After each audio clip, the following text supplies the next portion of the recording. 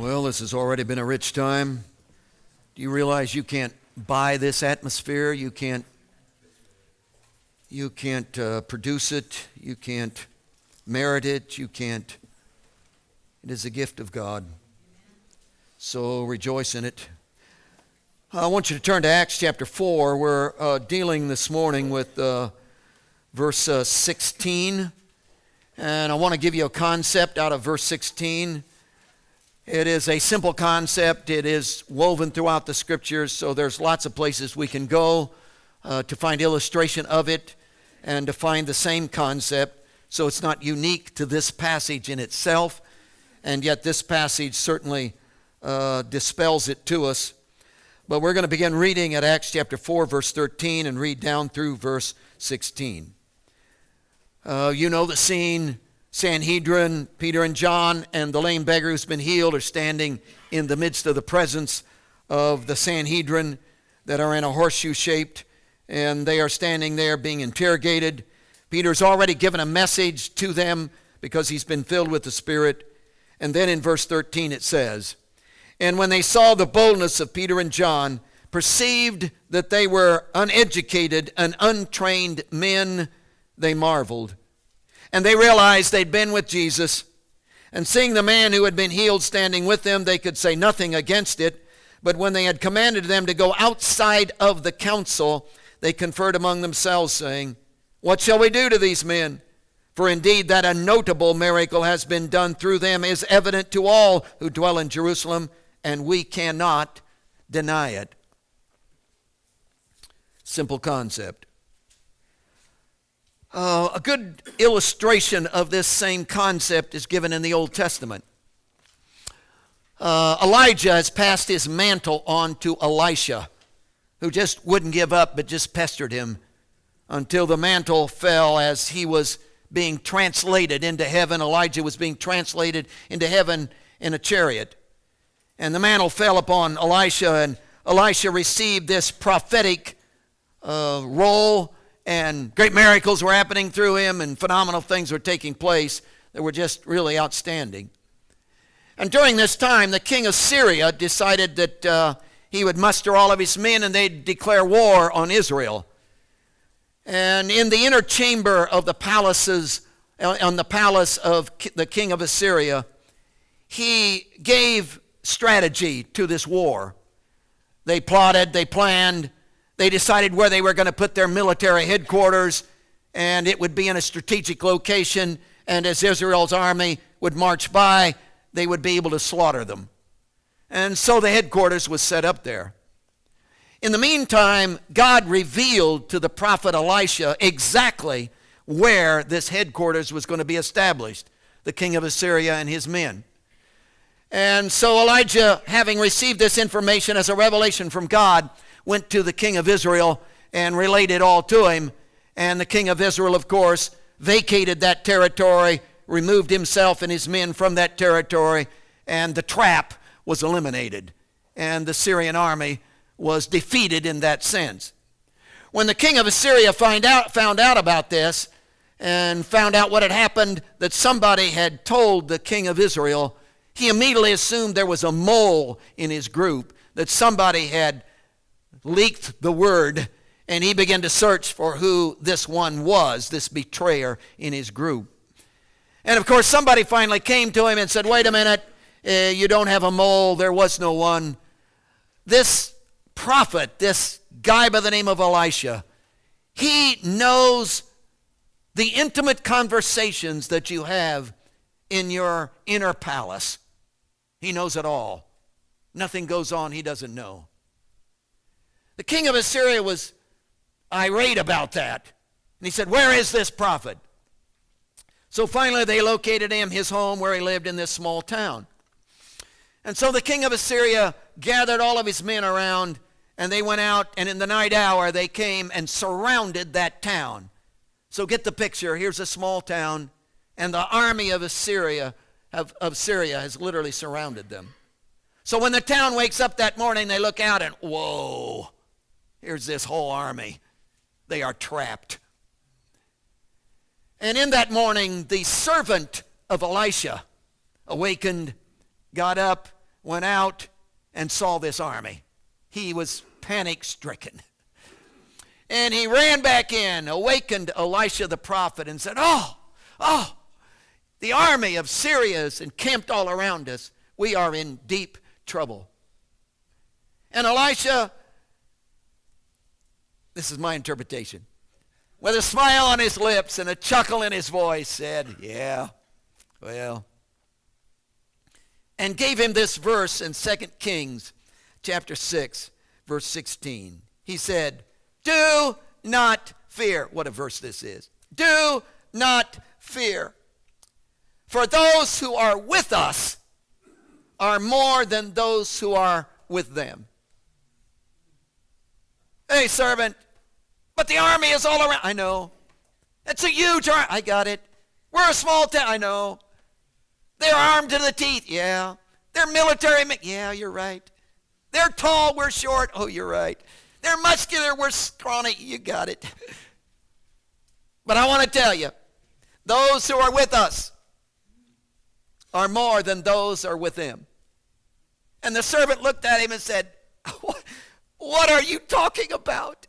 There is no one with us. We are alone. And Elisha said, we better have a prayer meeting.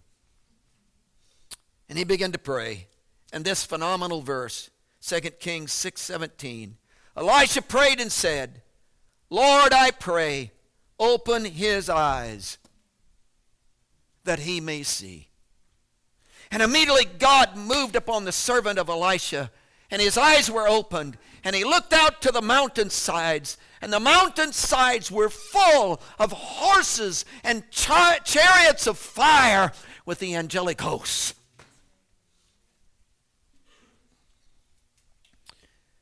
And the concept is, folks, there's more going on than what you see physically. In fact, what you see physically may be a small element to what is really happening. That there are literally horses and chariots of fire with angelic hosts all around, and we have become engulfed in some physical circumstance, some physical problem, some physical need, some physical crisis of the physical hour, and we have gotten all engrossed in that. And our eyes, if they could be opened, if we could really see what's taking place, the mountains are full of horses and chariots of fire with the angelic host. If we could just see. If we could just see. It's interesting that Paul got a hold of this same concept in 2 Corinthians chapter 4, verse 3 and 4. And he said, but even if our gospel is veiled, it is veiled to those who are perishing, whose mind the God of this world has blinded, the God of this age has blinded, who do not believe lest the light of the gospel of the glory of Christ, who is the image of God, should shine on them. Get this. Even if our gospel is veiled, who is it veiled to? It's veiled to those who are perishing. And why are they perishing? Because their inner beings, the God of this world has blinded them. They cannot see, and a prayer needs to be made. Oh, Father, could you open up their eyes, because the mountains are full, folks, of horses and angels and chariots of fire, and there is a host, a heavenly host all around us, and we are not alone. And what you see in the physical, what you're dealing with in your physical world, what you're struggling with in the physical circumstances of your physical life is not all there is to it. There is a whole story beyond this. If you could see.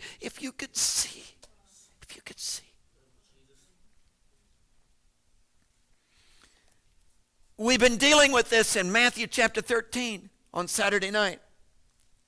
Jesus changed his whole strategy of ministry. He all of a sudden began to tell all these parables.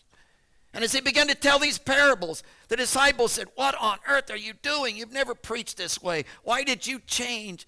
And Jesus said, "You don't, I'll tell you why." And he gave this phenomenal verse, which is Matthew 13:18. "Therefore I speak to them in parables, because seeing they do not see, hearing they do not hear, nor do they understand." They don't get it. So I'm speaking in parables because I want them to get it. I'm trying to get their eyes open, because if they could ever see, they would see beyond the circumstances, beyond the ceremonies, beyond the, oh, you heal on the Sabbath day, beyond the, oh, you raise the dead, beyond the sacrifices, beyond all the 613 oral traditions. You would see beyond that, and you would see in the mountains that there are horses and chariots of fire, and there are angelic hosts, and you are encompassed by, and you get so wrapped up in all you can. Come on, open your eyes. Open your eyes. That's the concept. Now, that's given to us strongly in this passage. You know, lame beggar has been made well. He's been crippled all of his life, over 40 years of age. Peter comes along, grabs him by the hand, yanks him to his feet. This guy is, whoa. I mean, what a miracle. The movement of God in that man's life, and what's happening in him and through him, and restoration, both physically, spiritually, mentally. His whole life is transformed, and he's been now filled with the Spirit, and there is this beaming radiation of all that God is within the man. And this creates an occasion where they go to Solomon's porch in the temple, and this large crowd of over probably around 15,000 people gather in, and they've all had some kind of connection with this lame beggar who is now made well, and they all recognize this miracle, and Peter is explaining this whole thing to him, and in the power of the Spirit, can you sense this? In the power of the Spirit, he's preaching, and in the power of the Spirit, there is this flow of the Spirit of God within the crowd. In fact, the leaders of Israel are going to come and interrupt the sermon, and yet still 5,000 men are going to get saved. That's how powerful it was. Didn't even get to give the altar call, and still they got saved. Whoa, couldn't stop the thing, couldn't shut it down. And there's this movement of the Spirit of God, and it's just alive and permeating, and truth is revealed. And whoa, everything is, it's the spiritual atmosphere of the hour is unbelievable. And they drag him down to the court, and they interrogate him the next day, and by what power, by what name have you done this? And Peter is filled with the Spirit, and out of him begins to flow this phenomenal truth and revelation that could only come from the heart of God. And man, you could cut the air with a knife. The power of God is so strong, it's just so thick, you can reach out and touch it. And this Sanhedrin group looks at them and senses, wow, everything that's coming out of them is what we sense coming out of Jesus when we dealt with him.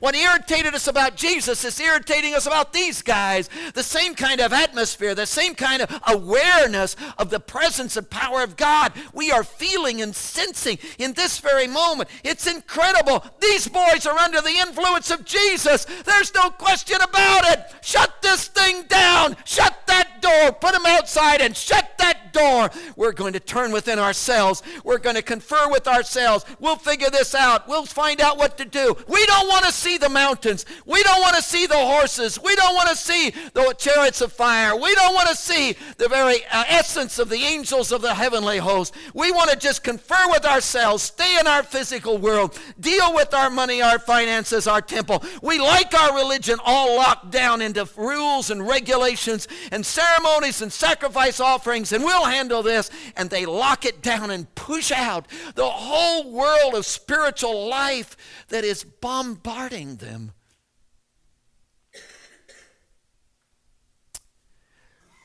You say, where do you get that in this passage? It's verse 16. What shall we do to these men? For indeed a notable miracle. Notable. Interesting word, notable. It's an adjective, obviously modifying miracle. So what kind of miracle is it? It's just not a miracle. This is a notable miracle. And then he backs it up by telling you why it's so notable. It is evident to all who dwell in Jerusalem. So everybody in Jerusalem, that's 250,000 people, folks, with no TV. Everybody in Jerusalem is talking about this thing. It just spread like wildfire through all of Jerusalem, and they're all talking about it, and it is so notable, we cannot deny it. It's notable. Notable. You got it? What is it? Notable. Wow. This deals with 4 Greek words that we seem to come back to a lot, that can all be translated know. And some of you already know where this is going. There's the Greek word oida, which is perceive, which is, oh, the lights just came on, which is, wow, I didn't realize that, but now I realize that. I engage that. I see that. I understand that. Know it in that sense. That's not this word. There's the Greek word gnosko, which is knowing by intimacy, relational, that what I'm knowing has value to the one who is knowing it. And there is a connection between the two. And again, that's the word that's used for marriage relationship, a man knowing his wife, because it's an intimacy, experiencing kind of knowing and embracing. But that's not this word. There's the epignosko, which is a beefed up version of the gnosko, which obviously isn't this word because they didn't even gnosko this, let alone epignosko this. So hey, we got that one. This word is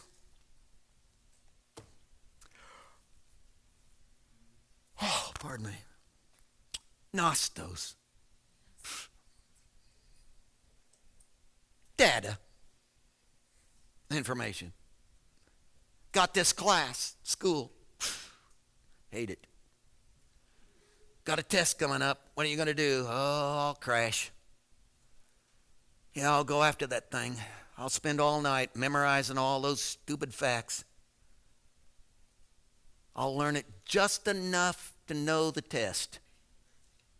What are you going to do then? Forget it. When the class is over, I will throw my book in the trash. I will never use that stinking information. It's data. That's the word. Notable. Can't deny it. 2 + 2 = 4. Whoopee. That was their level. Messiah's going to come. Yeah, someday.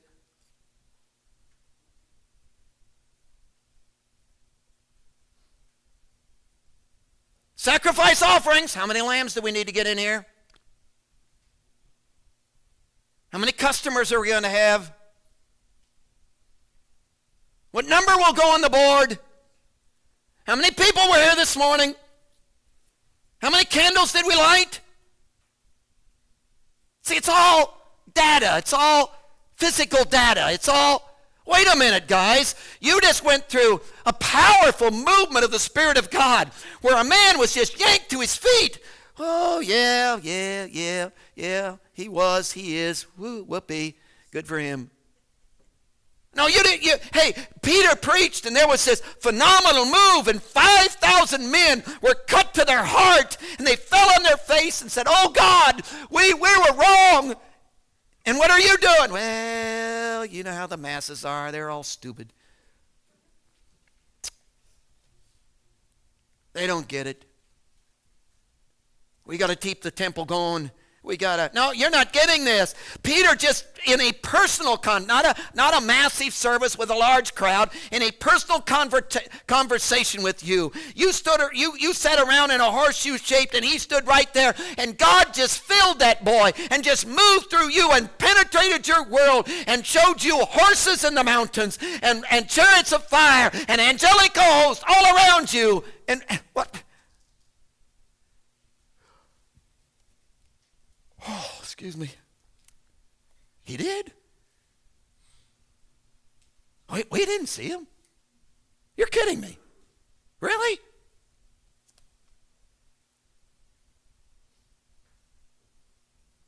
And they missed it.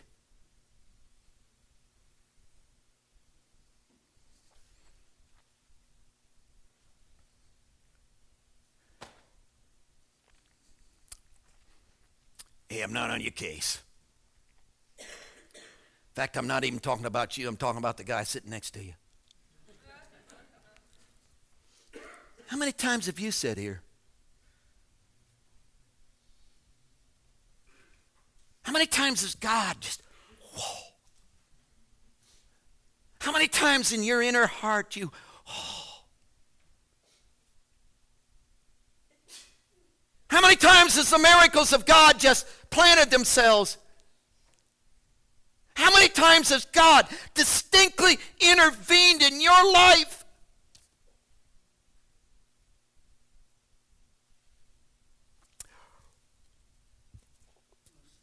You realize we lost an hour last night. Wow.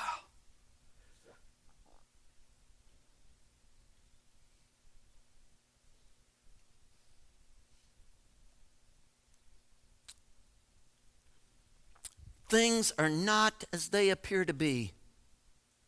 And there's more going on than what you see. In fact, there's more going on that you don't see than going on what you do see. I'm telling you, the mountains are full of horses and chariots of fire. And the angelic hosts camped all around.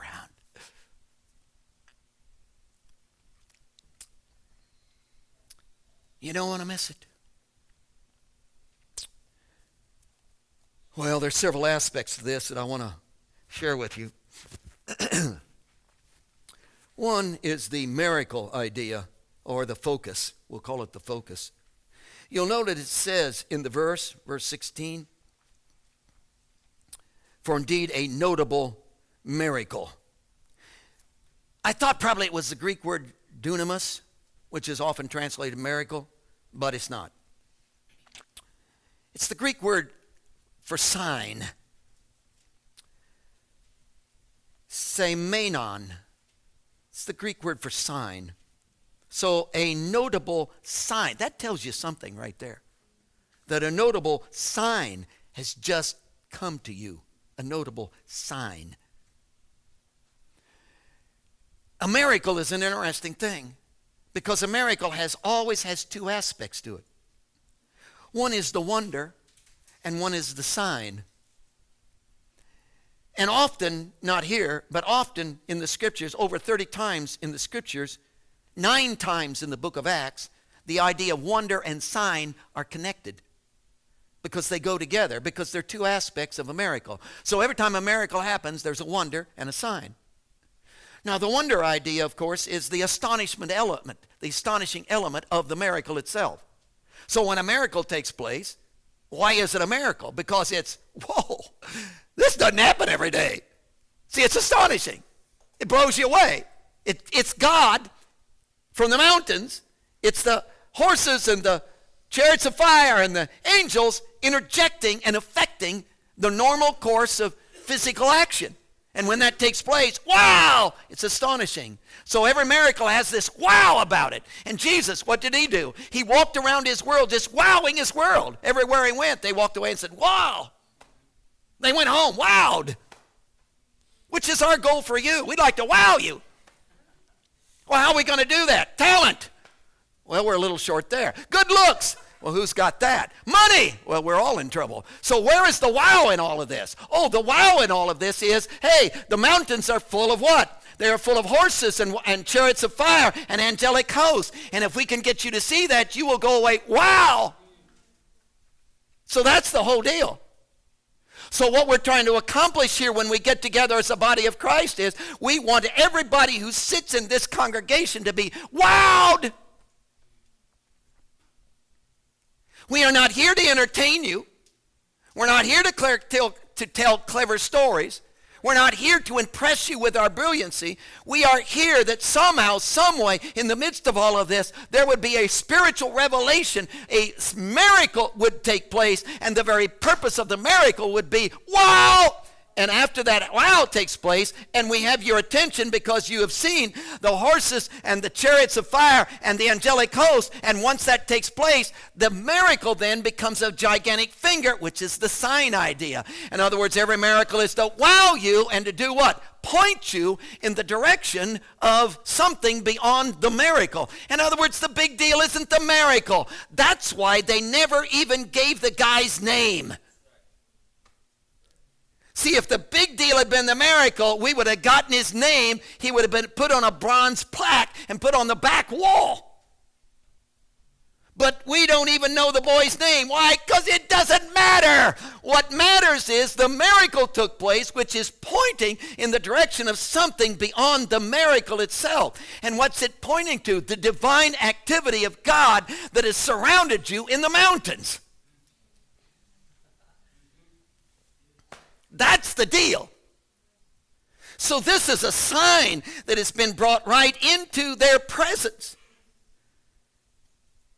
And they should have seen that. Jesus dealt with this same crowd again and again and again, and they missed it every time. For instance, there was a large crowd, over 5,000 men, besides women and children, which had to be at least 15,000 people. And Jesus fed them. What a miracle. Can you imagine? Handful of loaves, handful of fish, stretched that thing, multiplied it, it just, wow. And it just, everybody, and they took 12 baskets full left of. So everybody had seconds plus these leftovers. It's a phenomenal miracle. What was the purpose of the miracle? Wow! And what did they do? They took their afternoon nap. When they got done, they woke up and found Jesus was gone. He had put his disciples in a boat and sent them across the Sea of Galilee, and he went up in the mountains to pray to get away from them. And they began to stir around and say, man, where'd he go? And finally they found out that night he had walked on the water and was on the other side of Galilee. And they said, well, it's breakfast time and I'm hungry again. So they went around the Sea of Galilee to come where he was and searched him out and said, Jesus, why did you leave us? We've been looking for you. He said, I know you why you've been looking for me.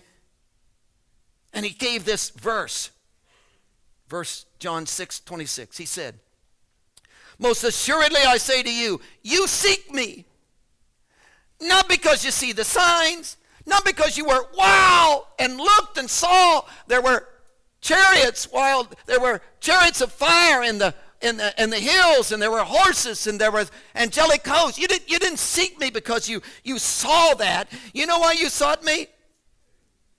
Because you ate the loaves and were filled. You wanted another free meal.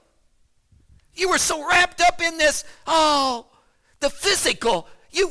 And there was this spiritual reality that was all around you, flowing in life, and the hills were full of horses and chariots of fire and angelic hosts, and all you could think about is, wow, I wonder if I can get another free meal out of him.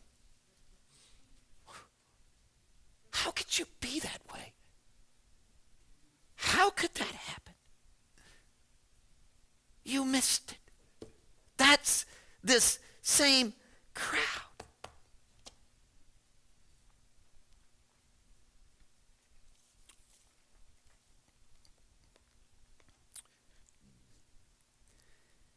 Do you know what a miracle this thing is?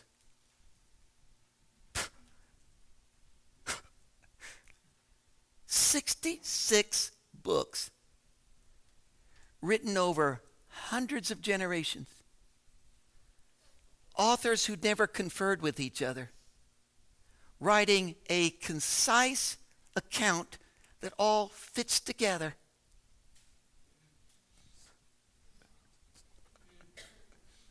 Miracle!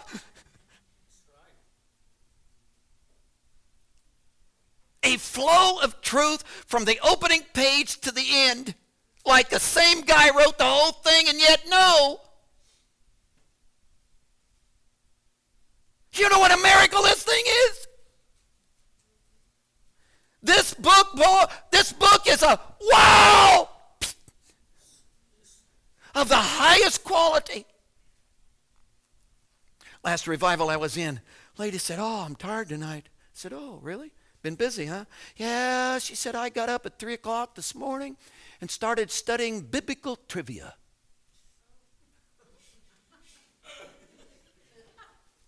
What? You know what biblical trivia is? Did you know there's a guy in the Old Testament that didn't have a dad? No father. Yeah, it was Joshua, son of Nun. Biblical trivia. Doesn't that change your life? You know, I got up at 3 o'clock and started studying biblical trivia. Joshua, son of Nun. Whoops, no dad. Whoa!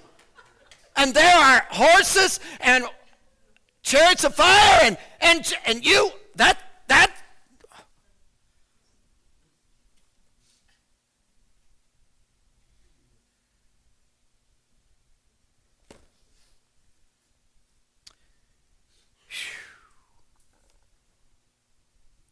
You ever been on that level?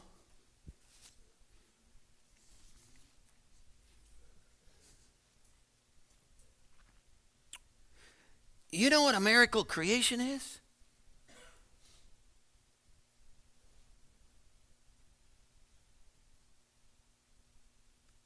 Every now and then God allows me to mash my thumb just so I'll look at my hand. You know what a miracle that thing is?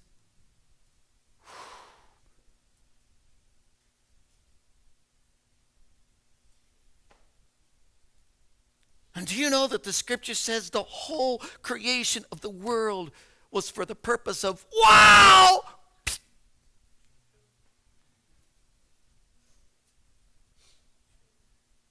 And every time you step on a blade of grass, it screams at you, give your life to Jesus. Because in the mountains are horses and chariots of fire and angelic hosts. And it's a testimony. It's a testimony of the overwhelming power and resource of God. And you ought to go out. Joel isn't in here. You ought to go out in the middle of the lightning storm and say, "Hey!"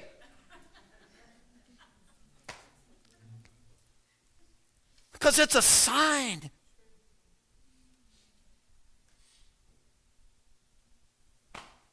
And we live in it every day. We waller in it. We use it. We abuse it. We throw the pop can out the window. We do whatever we do. And it's nothing. And all the time there's horses and chariots of fire and angelic hosts. And there's a whole spiritual that this is pointing to. It's time to begin to look, folks.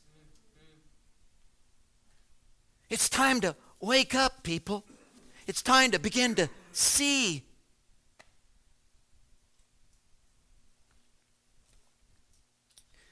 Here we are again, Jesus. In the middle of the occasion, where you have moved our hearts in song and worship, and you have brought us to revelation of the Word, and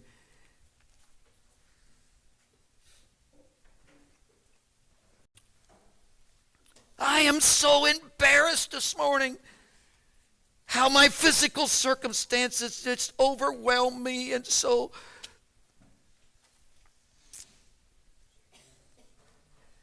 I become so dominated by my physical world and its pressures that how are you going to wake me up and show me the horses and chariots of fire and angelic hosts that are... How are you going to wake me up and show me that there are those who are with us are more than those who are with them? How are you going to get that done, God? How are you going to break through my callousness, break through my shackles on my eyes? How are you going to break through and shake me? How are you going to grab me by the shoulders and awaken me? How are you going to slap me upside the head until I begin to understand and see the dynamic of your spiritual movement that is all I need and would transform my life? And this, what I'm experiencing, is nowhere in comparison to who you are and the resource of your presence. And wow, have I been tricked?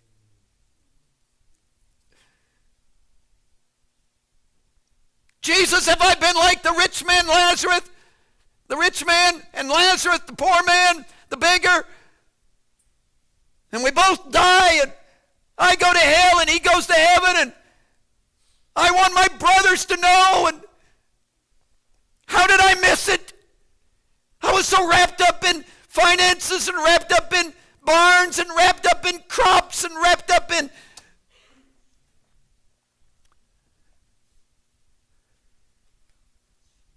Please, Jesus, don't let me be like the Sanhedrin. A notable miracle stood right before them. The power of God moving.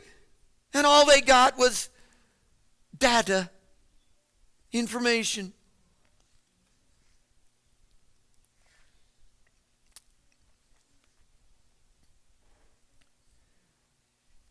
How'd the service go this morning? Oh, the preacher yelled a lot. Is that all we're going to get?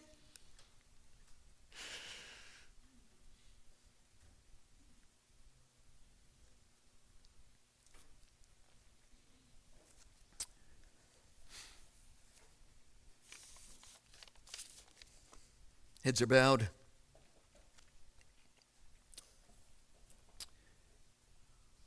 My guess is every single one of us here today has some kind of physical circumstance, situation, circumstance, problem pressing us. We're asking the question, what should we do? What's the answer? Where are we going? And folks, we sit in the seats of the Sanhedrin. We're a member, and there is before us the horses, chariots of fire, and the angelic host. They're all around us. And we can shut the door, turn into ourselves, and try to figure this thing out, just like we've always done, to handle our scene, solve our physical problem, get our conflict under control, do what we need to do. What are we going to do is the question. And we can turn in and have nothing going on except our own brain and our own ability and our own physical activity. But there is all around us that which is bigger and greater than that which we see at this moment. In this hour, there is the miracle of himself as he is pressing upon your life. Would you let him open your eyes to see that which is all around you? And those who are with us are more than those who are with them. And your circumstance is small, puny, insignificant, no sweat in the surrender to the heavenly realms. Would you let Jesus transform your eyesight today? Would you embrace that which you cannot see in this moment? So we're inviting you to get out of your seat, kneel at an altar as a physical activity expression of that embracing.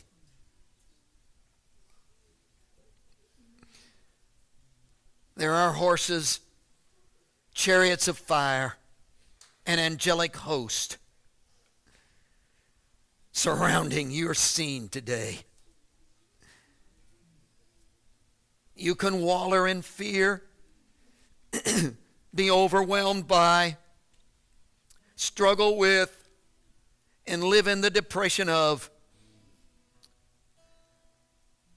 or your eyes could be opened. Don't miss him. Moments of seeking.